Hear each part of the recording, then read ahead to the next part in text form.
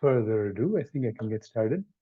Today's story is about the sage Markendaya, and he has been the Mahamrityunjaya mantra, and there's also something called the Mrityunjaya Stotram.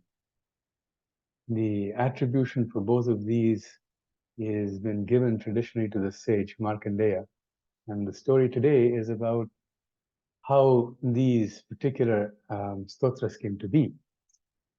So,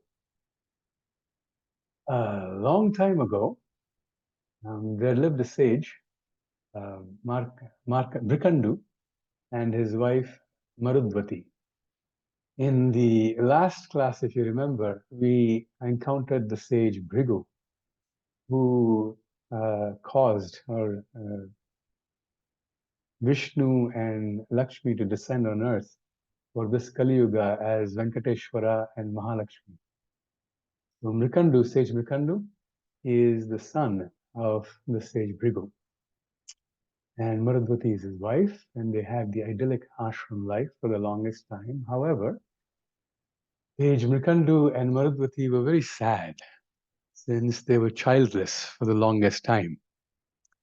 And as a consequence of this, sage Mrikandu decided that he will do severe penances and austerities to propitiate Lord Shiva and ask for a son. So he set about doing yogic penances in the Himalayas, and very soon Shiva appeared, who knew about his desire for a son, and came with a poser for him. He asked him, "Would you like a son who will live long, but lack wisdom and lack virtues? Or would you rather have a spiritual son who is wise, but who will live for a very short period of time?" So this was an unexpected dilemma for sage Mrikandu.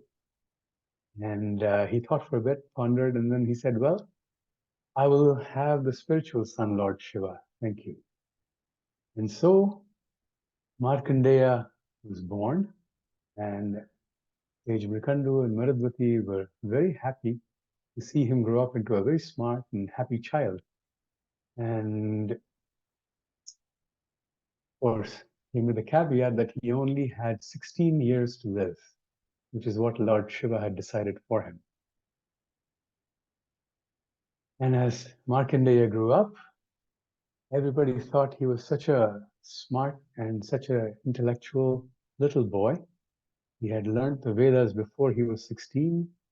So bright, so smart, said everybody. But however, as he was turning 16, his parents started to feel very sad, the sage and his wife. And there was a little cloud of gloom that started to envelop them, that hung over their heads as days went by, closer to the 16th birthday. And this little cloud got darker and thicker, and the tears started to flow. And Markendaya, being the smart boy that he was, noticed this, and he asked his parents, especially his mother, "Why are you crying, mother? What is wrong? Have I done or said something to disappoint you?" And when she started to cry more, he said, "Well, don't be sad. My 16th birthday is coming up. It's significant. Isn't that wonderful?" And imagine his surprise when his mother just couldn't stop crying and cried even harder when she heard him say that. So then, with a heavy heart, sage Mrikandu narrated the story of his birth and concluded by saying, "And so, she can't bear the thought of you turning 16. Lord Shiva had said so, and so it must be that 16th will be your last year. I feel sadder each day with each passing day." This explained things to Markendaya. He understood why his mother was so upset. He pondered his father's words, and then suddenly he smiled and said, "Don't worry, mother." The optimism that's born of youth. He says, "Don't worry, mother. Lord Shiva will help me." And he marched off and was on his way to find a secluded spot where he could invoke Lord Shiva. So as he was off to the secluded spot, he passed by his grandfather, sage Bhrigu's ashram, who then initiated him into the Mahamrityunjaya mantra. And legend has it, the story has it, that Markendaya learned this mantra from sage Bhrigu, and the method and methodology of using it to invoke Lord Shiva. So having learned this from his grandfather, he found a secluded spot where he made a sand Shivalinga made of earth and sand, and he decorated it with flowers, and he started his practice. Soon he became very absorbed in the mantra, in the practice, invoking Lord Shiva, whose presence he could feel everywhere, emanating from the Shivalinga. He didn't notice the passage of time until suddenly he felt a tug. He felt as though he was being pulled. And as he opened his eyes, what did he see?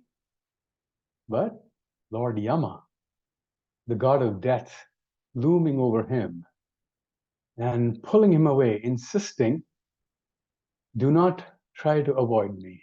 Death is unavoidable. Do not try to delay. Come right now.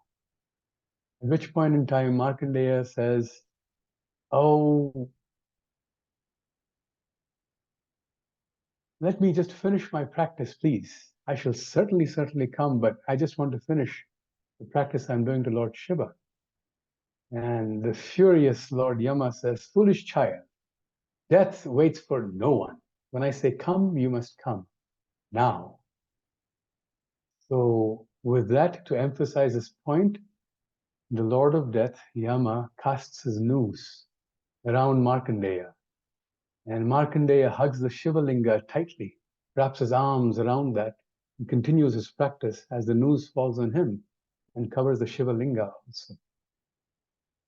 And as soon as the noose touches the Shivalinga, Shiva pops out, springs out from the linga and subdues Lord Yama immediately. And he has his foot on Lord Yama's chest and the trident pointed at his throat. Thus defeated, Lord Yama says, forgive me, my Lord Shiva. My pride has blinded me to your writing in this boy's fate. I did not recognize your writing there.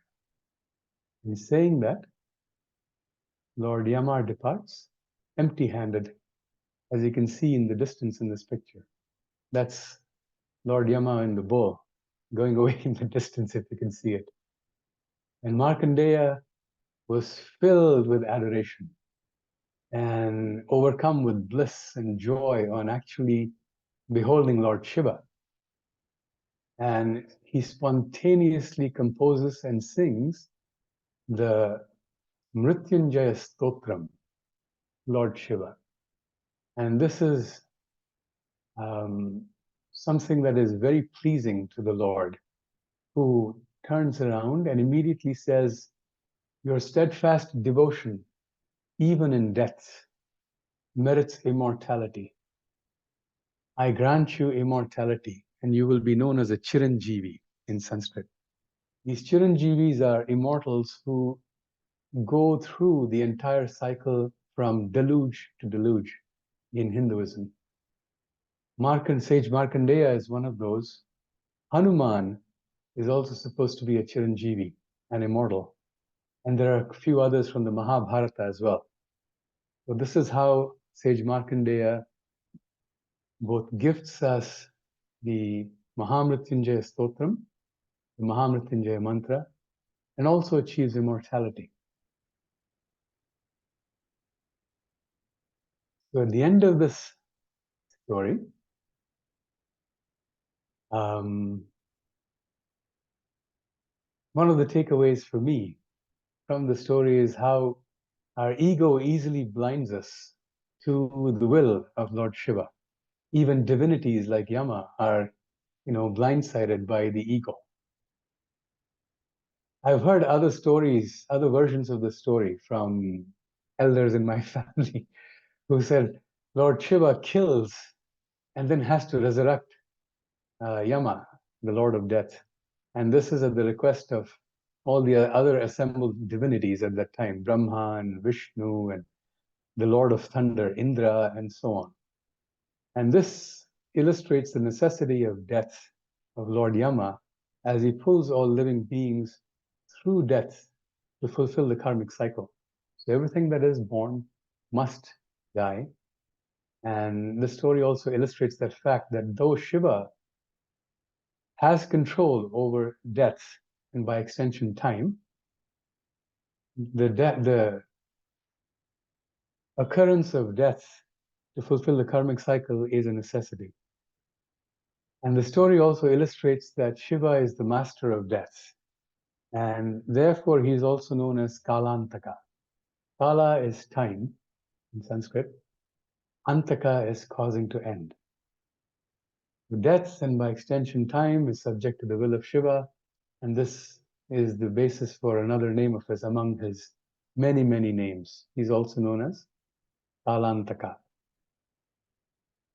And Markandaya's gifts to us, especially as Mahashivaratri approaches next month in March, is the Mahamrityunjaya mantra, which is said to restore health and longevity. It also is used to ward off and avert any calamities that might be looming in our lives. And also the Mrityunjaya Stotram, which removes the fear of death. And these are very common and enjoyable practices during the Mahashivaratri celebrations that last all night. People typically tend to keep all-night vigils, for 12 hours or more. And the repetition of the Mrityunjaya mantra and the Mrityunjaya Stotram form a big part of the celebrations. And with that, I'll pause to see if there are any questions or comments on the story or anything related to that. Please feel free to unmute. You have a question? Yeah. This is Anandama, and I have a question. What's a stotram? The difference between mantra and then okay.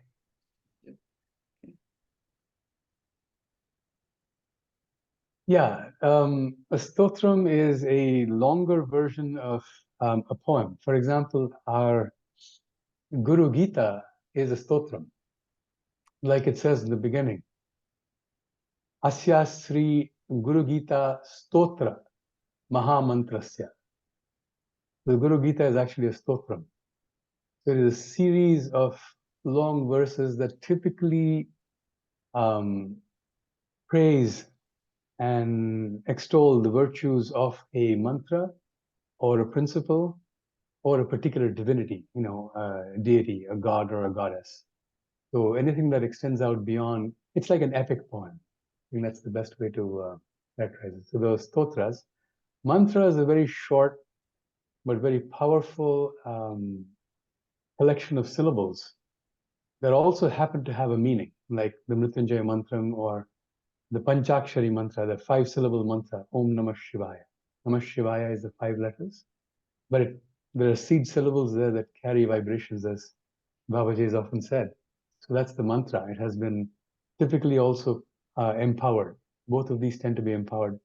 The Guru Gita Stotram has been empowered by Baba Muktananda in our lineage. So, yeah. Does that help? Yes, thank you. That's good. Thank you.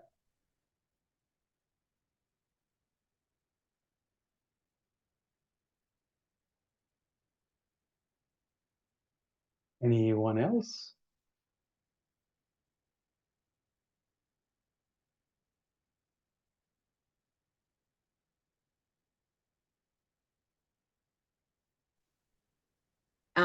This is Yogita. Hey, Yogita. Yeah.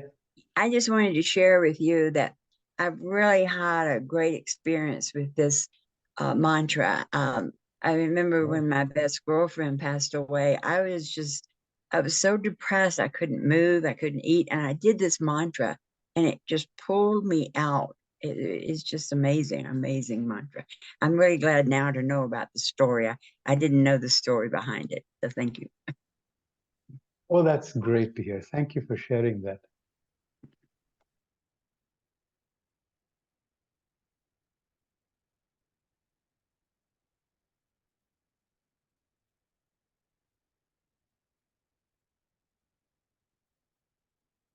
Anyone else?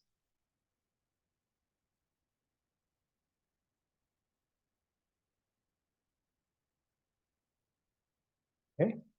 If not, then I guess I will hand it back to Monalani. If I can get my mouse to wake up again.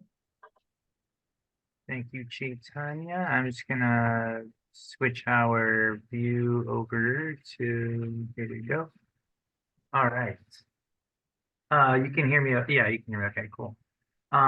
Chaitanya, thank you. It was powerful. It was almost, it was very like, almost like very sobering, that story. It's just like very like, you know, they want to have this child and then there's this like, I mean, I would have grappled with that first question for like a lifetime. Like, which child do you want? And then you finally get the child and it's going so well, and then you feel powerless yet again. It's almost like you feel like the karma is coming back. And then through, like you said, like this, I don't know how you put it, like this naivete, or there's something to this, the children's innocent perspective finds the opening, instead of seeing it like, oh, this is written in stone. It's more like, oh, this is like my karmic challenge.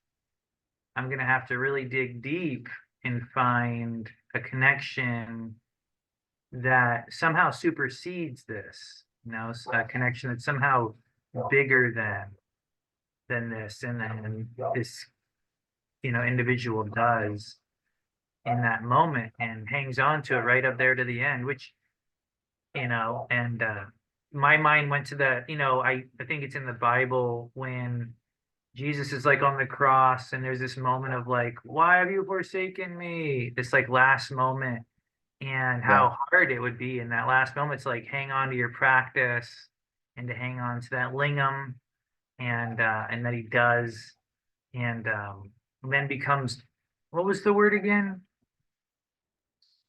The word is Chiranjeevi. I don't know if you can hear that. Chiranjeevi.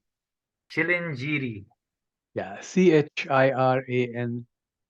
Chiranjeevi. Chiranjeevi. Everybody's saying that a couple of times to themselves. Chiranjeevi.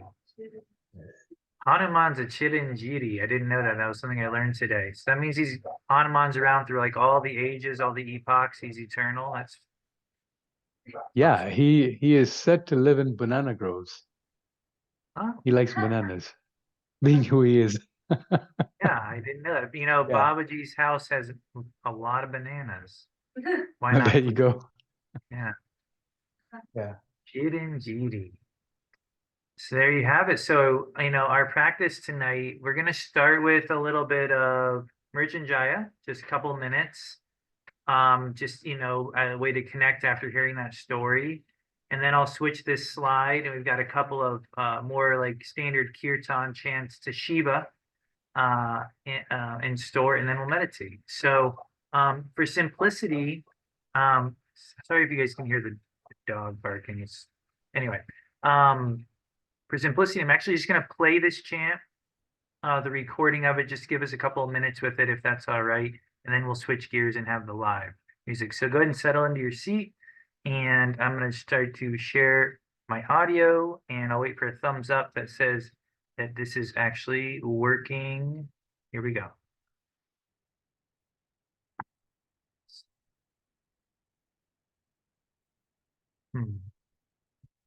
Oh.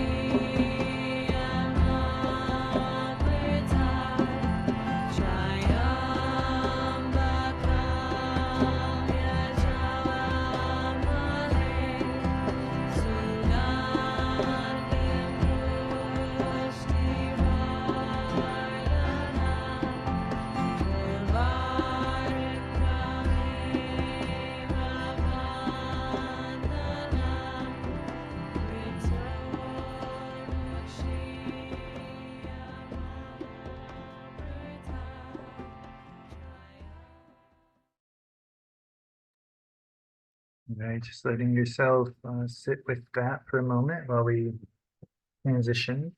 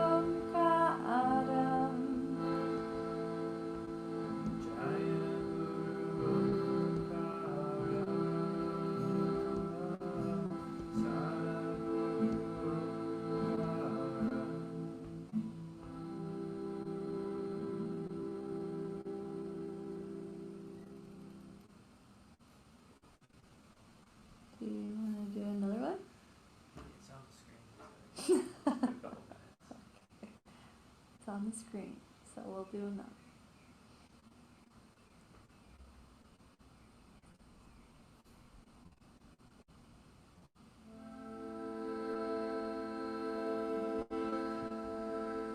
Hare Shankara Jai Shiva Shankara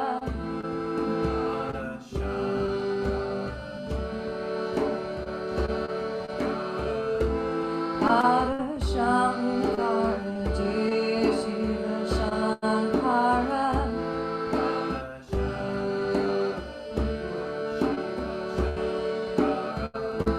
Shiva Shankara Shiva Shambho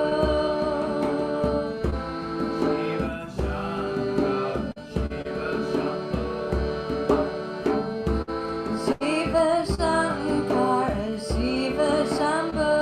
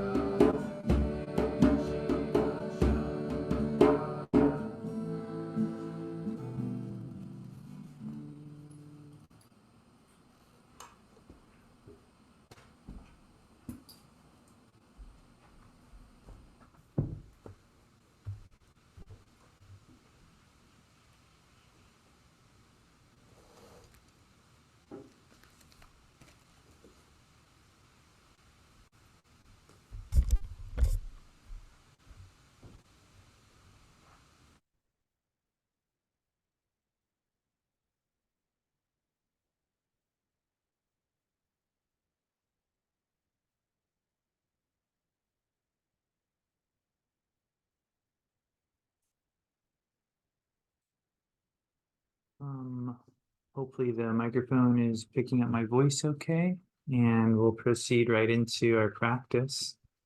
Got about 15 minutes for silent meditation.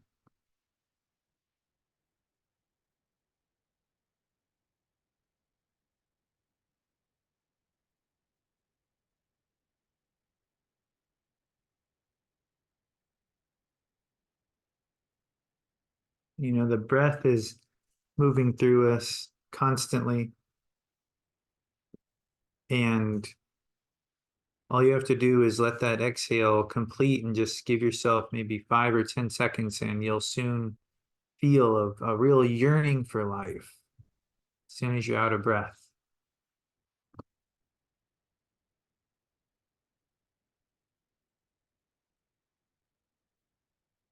Babaji often talks about in his texts and in satsang how when you discover the self, Shiva, it's like taking a deep breath after being sort of held underwater for a long time. And I imagine in our story, you know, our, the young practitioner, the young boy, having to really hold on to that connection, even though he was probably running out of breath. He was probably going through those intense phases. And so as your exhale completes, can you hold your focus on the heart until that inhale comes back to you? And as the inhale comes back, can we not take it for granted, but really, open up and receive it? And then keep our attention on the heart as the exhale completes itself.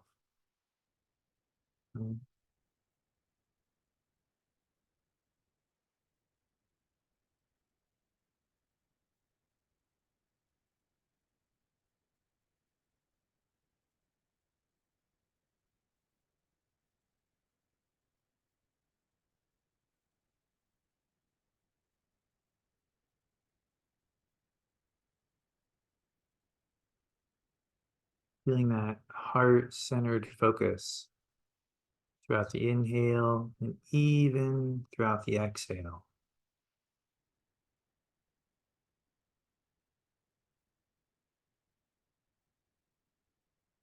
And using your mantra, Om Namah Shivaya, which might have renewed interest, renewed inspiration after hearing a story.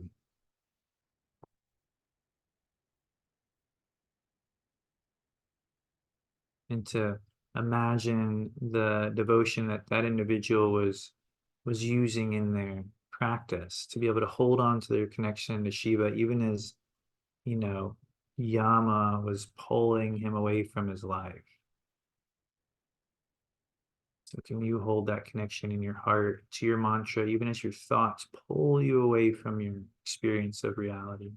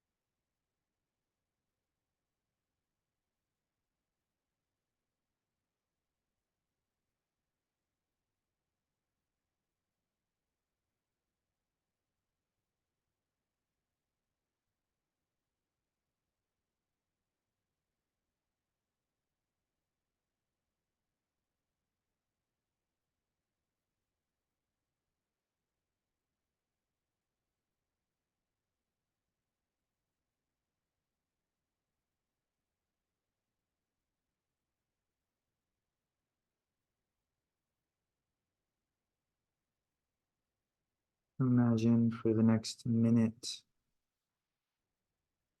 that you were going to maintain your connection to your practice no matter what. There's an itch, there's an ache, there's a thought, there's a sound. For the next minute, just imagine, just try to feel each breath, just 7 or 8 breaths probably.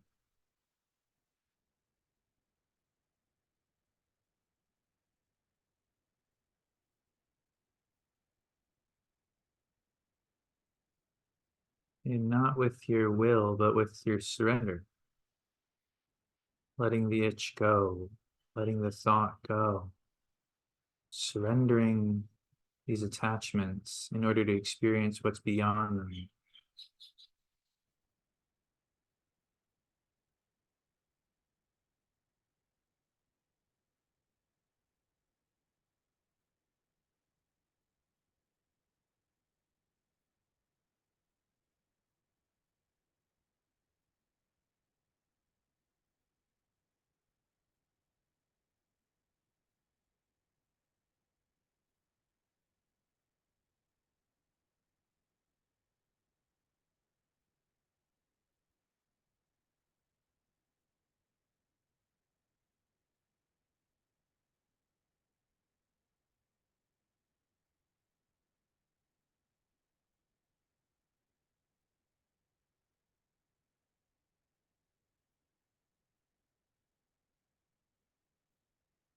Once you've done that for 1 minute, then another minute is a lot easier. You have momentum in this direction of surrender. When you move or you itch or you follow a thought, you sort of start over. And that's totally fine. But when you actually start to gain momentum, it's very valuable. It's like a train gathering momentum. It's hard to stop it. Once it gets going, you actually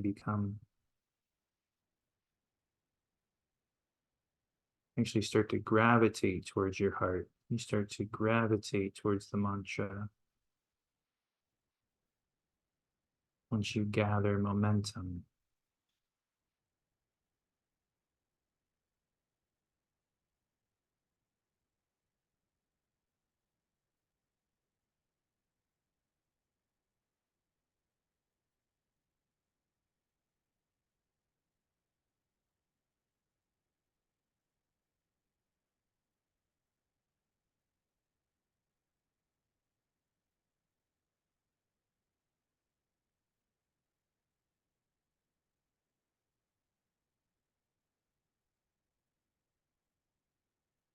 The energy of stillness and of inward focus is real. It's very powerful.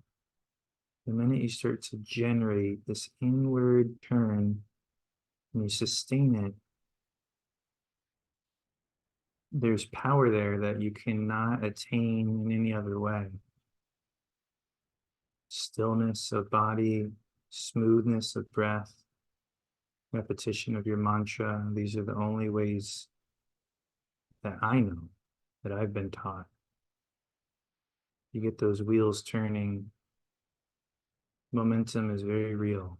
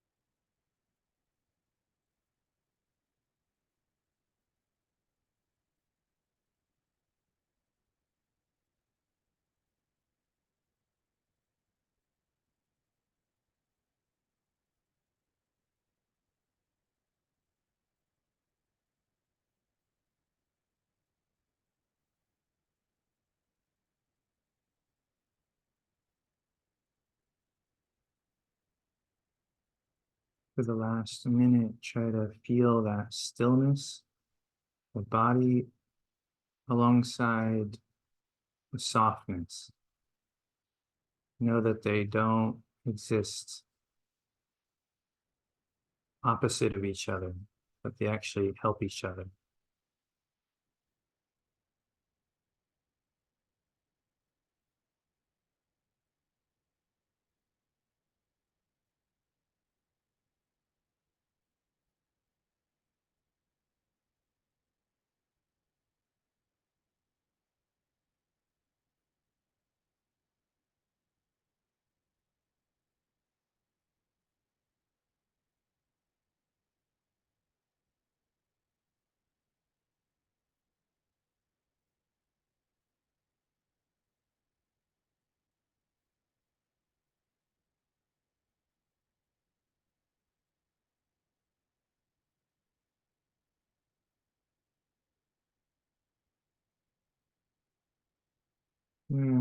Gradually breathe a little bit deeper and feel the breath as the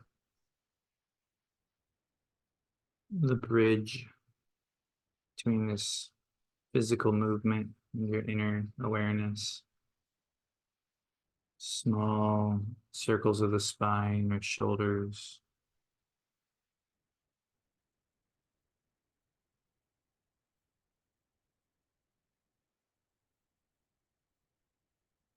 You can bring the hands to the heart for the last moment of class and take a breath into your heart. With the exhale, imagine offering up that nectar out of the crown of the head. Form a gesture of gratitude and also a way of storing the merit of your practice.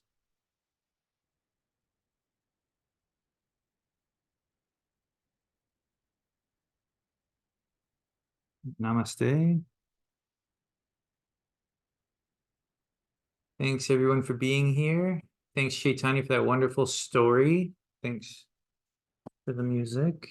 And we'll see you all next week for another installment of the Paul Rep Special Edition class, where we'll continue into his lecture from El Dorado Ashram, or 14th Street, pre-El Dorado. But thanks again, Chaitanya. And see you all next week.